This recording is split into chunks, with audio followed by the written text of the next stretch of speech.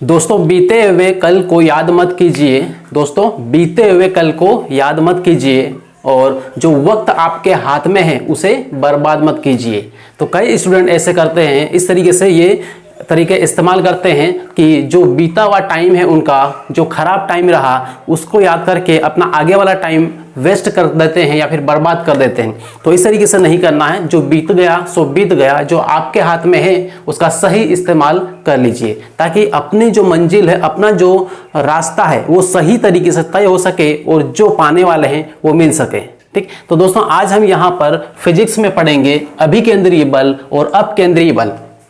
अभिकेंद्रीय बल क्या होता है और अपकेंद्रीय बल क्या होता है, इसके बारे में बारीक बारीक चीजों को देखेंगे और उन फैक्ट को जानेंगे जो बार बार परीक्षा में पूछे जाते हैं। ठीक है, तो परीक्षा में कौन कौन से फैक्ट पूछे जाते हैं उसके लिए आपको जो फैक्ट यहाँ पे बताऊंगा और जो मैं बोल के बताऊंगा बहुत सारी चीजें, क्योंकि हर चीज को यहाँ पे लिखना पॉसिबल नहीं है, इसलिए आप थोड़ा सा ध्यान दीजिए और पेन कॉपी अपने पास रख लीजिए। जो भी फैक्ट मैं बोलूँ कि ये बहुत ज्यादा इंपॉर्टेंट है, आप कॉपी में तुरंत नोट कर लीजिए। ठीक है, तो दोस्तों यहाँ पर आइए और स्टार्ट करते हैं।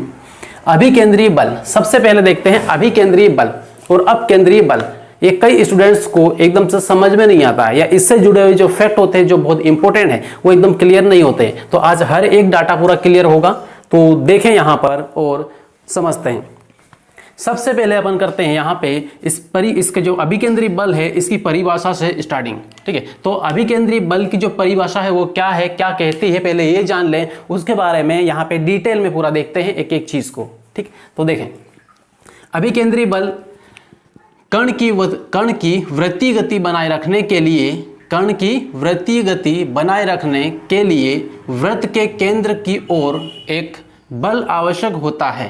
ठीक है, कण की वृत्तीय गति बनाए रखने के लिए वृत्त के केंद्र की ओर एक बल आवश्यक होता है। केंद्र की ओर लगने वाले इस बल को अभिकेंद्रीय बल कहते हैं। राइट, अभिकेंद्रीय बल कहते हैं। तो इस तरीके से यहां पर ये क्या है, तो ये अभिकेंद्रीय बल की परिभाषा है। परिभाषा को देख लिया, लेकिन यहां पे उतना ज्यादा आपको समझ में नहीं आया होगा। ठीक है, तो अब देखें यहां पे एक एक फैक्ट को और समझे। तो देखो यहां पे परिभाषा में जो भी बोला है वो यहां पे समझेंगे इस डायग्राम के थ्रू, ताकि हर एक चीज पूरी क्लियर हो। राइट, तो यहां पर देखो, अब कोई भी वस्तु किसी रस्सी से बांध दी गई। ठीक है, यहाँ पे कोई पोल गड़ा है या फिर कोई व्यक्ति यहाँ पे खड़ा है और यहाँ पे एक ये पत्थर है या फिर कोई वस्तु है। ठीक, कोई वस्तु है, तो इस वस्तु को यहाँ से एक रस्सी से बांधा हुआ है और इस तरीके से बांधा हुआ है और यहाँ पे इसको बांध कर उसको इस तरीके से घुमाए जा रहे हैं। ठीक, घुमाए जा रहे हैं और पत्थर चारों ओर क्या कर रहा है, घूम रहा है, एक गोले के रूप में एक वृत्तीय गति कर रहा है, एक वृत्त के रूप में घूम रहा है। ठीक है, तो इस तरीके से घुमा रहे हैं। तो अब वहां पे ये तो घूम रहा है, लेकिन उसके ऊपर क्या क्या चीजें लागू होती है, किन किन फोर्स के द्वारा ये घूमता है चारों ओर। अब यहां पर जब ये यहां पर बंधी हुई है रस्सी, तो ये रस्सी क्या करेगी, इस वस्तु के ऊपर एक बल लगाएगी। ठीक है, ये जो रस्सी है ये इस वस्तु के ऊपर एक बल लगाएगी और वो बल किस दिशा में लगाएगी, तो ये बल केंद्र की ओर लगाएगी। ठीक है, केंद्र की ओर लगाएगी, मतलब वस्तु पर बल किधर की ओर लगेगा, केंद्र की ओर लगेगा। ठीक है, अब केंद्र की ओर बल लगेगा तो स्वाभाविक है कि यहाँ पर जो त्वरण है ए, ये त्वरण भी काम करेगा और त्वरण की दिशा भी किधर होगी, तो त्वरण की दिशा भी कहाँ पर होगी, केंद्र की ओर होगी। दो फैक्ट यहाँ पे ध्यान रखना है। पहला, इस वस्तु को वृत्ताकार मार्ग पर घुमाने के लिए एक आवश्यक बल होता है, बल लगता है, और वो बल किसके द्वारा लगता है, रस्सी के द्वारा अंदर की साइड लगता है। ठीक है, तो अंदर की साइड बल लगा और त्वरण भी किस ओर लगेगा, तो त्वरण भी अंदर की साइड ही लगेगा, मतलब केंद्र की ओर लगेगा। ठीक है, तो इतना क्लियर है यहाँ पर कि ये जो बल है अभिकेंद्रीय त्वरण है और अभिकेंद्रीय बल है, इन दोनों की दिशा कहाँ पर होगी, तो दोनों की दिशा होगी केंद्र की ओर, केंद्र की ओर। यहां पर दिशा भी लिख देता हूं,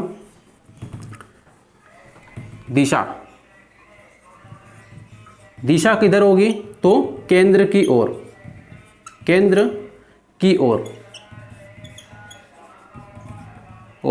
ठीक है, तो इतना क्लियर हुआ कि अभिकेंद्रीय त्वरण की दिशा किधर होगी, केंद्र की ओर होगी। तो अभिकेंद्रीय ये बल की दिशा किधर होगी, तो इसकी दिशा भी होगी केंद्र की ओर, दिशा केंद्र की ओर, केंद्र की ओर। ठीक है, तो इतना यहाँ पर दो चीजें क्लियर हुई। इसमें अभिकेंद्री बल में बल केंद्र की ओर लगता है, पहली बात, त्वरण केंद्र की ओर लगता है, दूसरी बात, और उसके बाद में वस्तु जब गति करती है वृत्ताकार मार्ग पर, ठीक है, वस्तु जब वृत्ताकार मार्ग पर गति करती है। चलिए, तो यहां पर यह कंप्लीट हुआ अभिकेंद्री त्वरण और अभिकेंद्री बल। तो इनकी दोनों की दिशा अंदर की ओर हो गई, मतलब केंद्र की ओर हुई। तो इसमें एक बात और यहां पर याद रखना है कि जो त्वरण लगेगा, इस त्वरण का परिमाण क्या होगा, इसका फॉर्मूला यदि हम बनाएं तो क्या होगा, तो इसका जो परिमाण होगा,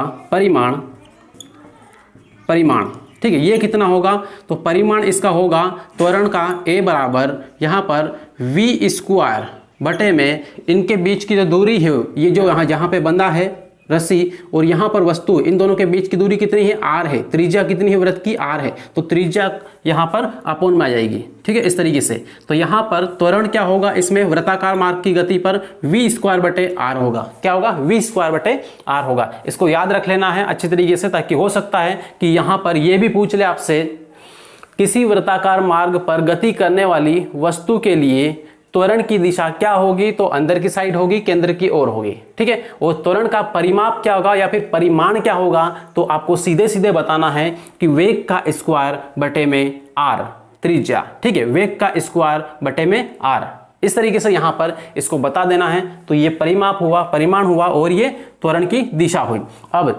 अब यहां पे आगे बात करें तो तीसरी यहां पर एक फैक्ट दिया है, घटक है, वो है वेग है, वस्तु का वेग। अब वस्तु का वेग यहाँ पर क्या होगा और किस दिशा में लगेगा, ये आपको मैंने पहले ही बताया था, पिछली क्लास में अपन ने बहुत अच्छी तरीके से डिटेल में अध्ययन किया था इसका। यहाँ पर जब भी कोई वस्तु वृत्ताकार मार्ग पर गति करती है तो उसका जो वेग होता है वो पल पल बदल जाता है, हर एक पॉइंट पर उसका वेग बदल जाता है, वेग की दिशा क्या होगी, बदल जाएगी। यहाँ पर जब वस्तु है तो यहाँ पे इस तरीके से घूम रही है तो इसका जो वेग है वो इस दिशा में लगेगा, सीधा लगेगा। ठीक है, और यदि वस्तु यहाँ से यहाँ तक, ये यहाँ पर आ गई है यहाँ पे, तो इसका जो वेग है ये इस दिशा में लगेगा। ठीक है, यहाँ पे उत्तर की ओर लग रहा है, यहाँ पे उत्तर दिशा में लगा तो इधर की साइड पश्चिम दिशा में लगेगा ये। ठीक है, यहाँ पे कहाँ पे, पश्चिम दिशा में। उसके बाद में यहाँ पर जब इस तरीके से यहाँ पे नीचे आएगी थोड़ी सी तो यहाँ पे दक्षिण दिशा में लगेगा। ठीक है, और उसके बाद में जब यहाँ पर आ जाएगी तो यहाँ पर इस वस्तु का वेग किस दिशा में लगेगा, तो ये पूर्व दिशा में लगेगा।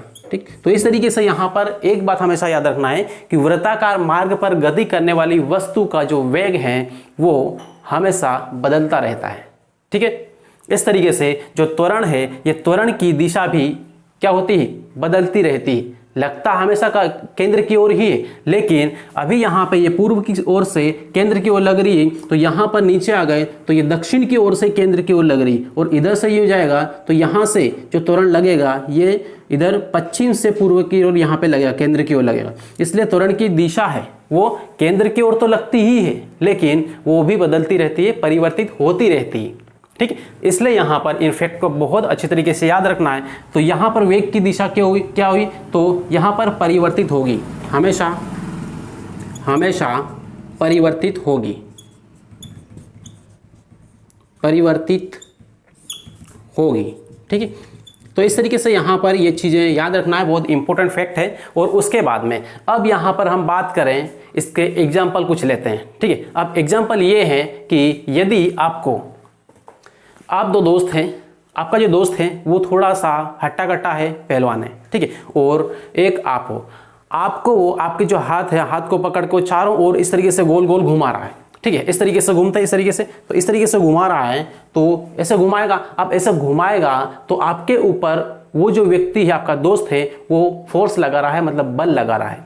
और वो बल किस ओर लगा रहा है, तो आपके हाथों को किस ओर खींच रहा है, वो अंदर की साइड पकड़ रखा है, तो बल किधर की साइड लग रहा है, अंदर की ओर लग रहा है। ठीक है, जबकि आपका जो बॉडी है वो हमेशा वृत्ताकार जब गति करेगी तो बाहर की साइड जाने की कोशिश करेगी। ठीक, कब, बाहर की साइड जाने की कोशिश करेगी। तो यहाँ पर बल की किस साइड लगेगा, केंद्र की ओर लग रहा है, मतलब जो व्यक्ति जहाँ एक ही जगह पे घूम रहा है वो क्या है, केंद्र है। ठीक है, केंद्र की ओर लगा, और केंद्र की ओर त्वरण भी लगेगा। तो ये सबसे अच्छा एग्जाम्पल है। एक रस्सी से पत्थर बांध के घुमाने वाला एग्जाम्पल है।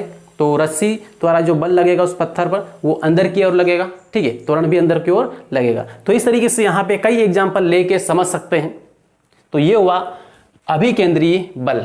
मतलब ये है कि कोई वस्तु जब किसी वृत्ताकार मार्ग पर गति करती है तो उस वस्तु पर केंद्र की ओर लगने वाला बल होता है, उस बल को ही हम क्या कहते हैं, उसको बोलते हैं अभिकेंद्री बल। ठीक है, इस परिभाषा में पूरा यही समझाया था, लेकिन पहली बार जो पढ़ा तो ये पूरा क्लियर नहीं हुआ था, लेकिन अब यहां पर एक एक डाटा पढ़ने के बाद में हर एक चीज पूरी क्लियर हो गई। राइट, तो इस तरीके से अब समझते हैं अपकेंद्रीय बल। अपकेंद्रीय बल क्या होता है, अभिकेंद्रीय बल देखा, अब अपकेंद्रीय बल देख लें। अपकेंद्रीय बल क्या होता है, इसके लिए थोड़ा सा डायग्राम देख लें। यहां पे डायग्राम बना देता हूं।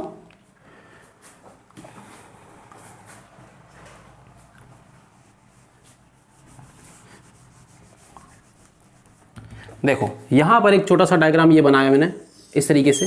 ठीक है, और इसमें यहां पर जब अभिकेंद्री बल की बात करी तो ये केंद्र की ओर लग रहा था, लेकिन अपकेंद्री बल की हम बात करेंगे तो यहां पर कोई वस्तु है रखी हुई। ठीक है, यहां पर कोई वस्तु रखी हुई है, तो यहां पे इस पर जो बल लगेगा वो किधर की ओर लगेगा, तो केंद्र से बाहर की ओर लगेगा, केंद्र से बाहर की ओर लगेगा। ठीक है, ये रस्सी है, यहाँ पे त्रिज्या r है और इस पर बल F केंद्र के बाहर की ओर लगेगा।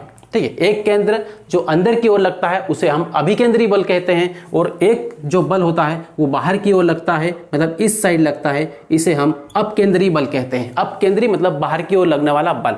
ठीक है, कोई भी वस्तु गोल गोल इस तरीके से घुमाएंगे पत्थर को, तो उस पत्थर पर एक बल अंदर की साइड लगा, अभिकेंद्री बल, और उसी वस्तु पर बाहर की साइड भी बल लगता है, मतलब वो बाहर की साइड जाने की कोशिश करती है। जब रस्सी टूट गई तो वो किधर की साइड जाएगी, तो बाहर ही जाएगी।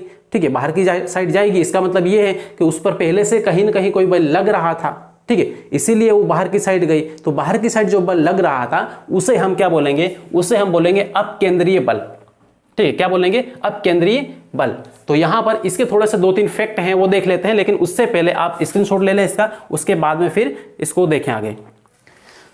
चलिए अब देखें यहां पर, और अब यहां पर ये जरा सा है 2 मिनट का टॉपिक है केवल, अपकेंद्रीय बल। ठीक है, अपकेंद्रीय बल क्या होता है, अभिकेंद्रीय बल का जस्ट उल्टा होता है अपकेंद्रीय बल। जैसा कि मैंने बताया कि जो अपकेंद्रीय बल है या अभिकेंद्रीय बल है ये कहां पे लगता है, तो इस वाले डायग्राम में देखें, ये अभिकेंद्रीय बल का डायग्राम है, अभिकेंद्रीय। ठीक है, अभिकेंद्रीय बल का है, और ये वाला है अपकेंद्रीय। ठीक है, अपकेंद्रीय बल। तो इस तरीके से यहां पर इन दोनों बल को अलग अलग डायग्राम में देख लें, और दोनों की दिशाएं क्या होगी, एक दूसरे के जस्ट अपोजिट होगी। ठीक है, एक दूसरे के जस्ट अपोजिट होगी, मतलब यहां पर ये अभिकेंद्रीय बल यहां पर ये है, इसकी दिशा यहां पर दिख रही है आपको, कहां पे, वस्तु से इधर की साइड, अंदर की साइड, ये केंद्र की ओर, और इधर वाले की यहां पर जो अपकेंद्रीय बल की बात करें तो अपकेंद्रीय बल में जो दिशा होगी बल की वो क्या होगी, केंद्र से बाहर की ओर होगी। ठीक, केंद्र से बाहर की ओर। यहां पर मैंने 2 F1 F2 बनाया, इसका मतलब ये है कि एक केंद्र की ओर लगने वाला बल है ये वाला, तो ये अभिकेंद्रीय बल हुआ, ये क्या है, अभिकेंद्रीय बल, और एक केंद्र से बाहर की ओर लगने वाला बल F2 है, ये अपकेंद्रीय बल हुआ, ये क्या है, अपकेंद्रीय, और इधर क्या है, अभिकेंद्रीय बल। ठीक, तो इस तरीके से दोनों को याद रखना है। और यहां पर ये जो बल है अभिकेंद्रीय बल, जिस पर ये तो लगाना पड़ता है, ठीक है, ये इससे लगता है बल, लेकिन अपकेंद्रीय बल है ये वाला। ठीक है, अपकेंद्रीय बल ये लगाने की जरूरत नहीं है, अपने आप लगता है। ठीक है, ये अपने आप लगता है, इसको कोई लगाता नहीं, यहां पर कोई फोर्स नहीं लगाना पड़ता है। वस्तु को अंदर खींचने के लिए, इसे पकड़ रखने के लिए, इस तरीके से घुमाने के लिए उस पर थोड़ी ताकत लगानी पड़ती है, लेकिन वस्तु को बाहर की साइड ले जाने के लिए कोई ताकत नहीं लगानी पड़ती। अपन यहां से रस्सी को छोड़ देंगे तो अपने आप ही बाहर की साइड फेंका जाएगा या चला जाएगा। ठीक, तो इस तरीके से यहां पर ध्यान रखना है कि ये वाला जो बल है इसको इसलिए यहां पर जड़त्वीय बल कहा है, या फिर चदम बल कहा है। ठीक, या फिर इसे काल्पनिक बल भी कहते हैं, काल्पनिक बल। ठीक है, काल्पनिक बल, इसकी केवल कल्पना की जा सकती है, हकीकत में ये बल नहीं है, लेकिन एक कल्पना की जा सकती है कि बाहर की साइड कोई बल लग रहा है, उसको लगाने वाला कोई नहीं है, लेकिन लग रहा है। ठीक है, और फिर यहां पर ये देखें कि इसकी दिशा कहां पर है, केंद्र के बाहर की साइड। ठीक, ये हुआ। अब यहां पर ये क्यों लिया गया, इस बल को क्यों यहां पर माना गया या इसकी कल्पना क्यों की गई, ये इसलिए की गई ताकि जड़त्व को परिभाषित कर सके या फिर जड़त्व के नियम को समझा सके। राइट, जड़त्व का मतलब ये है कि वस्तु प्रारंभिक अवस्था में है तो प्रारंभिक अवस्था में ही रहेगी, और गतिशील अवस्था में है तो गतिशील अवस्था में ही रहेगी जब तक कि उस पर कोई बाह्य बल न लगाया जाए। ठीक, तो इस तरीके से यहाँ पर ये था अपकेंद्रीय बल। तो दोस्तों उम्मीद है कि यहाँ पर ये चीज़ें आपको पूरी क्लियर हुई होगी, और लास्ट में इस वीडियो को जितना ज़्यादा हो सके शेयर करें और अपने फ्रेंड्स को भी इसको प्रोवाइड कराएं ताकि वो भी इन चीज़ों को सीख पाएँ। और यदि आप चैनल पर नए हो, चैनल को सब्सक्राइब करें, बेल आइकन जरूर दबा लें। मिलते हैं फिर नेक्स्ट क्लास में, तब तक के लिए बेस्ट ऑफ लक।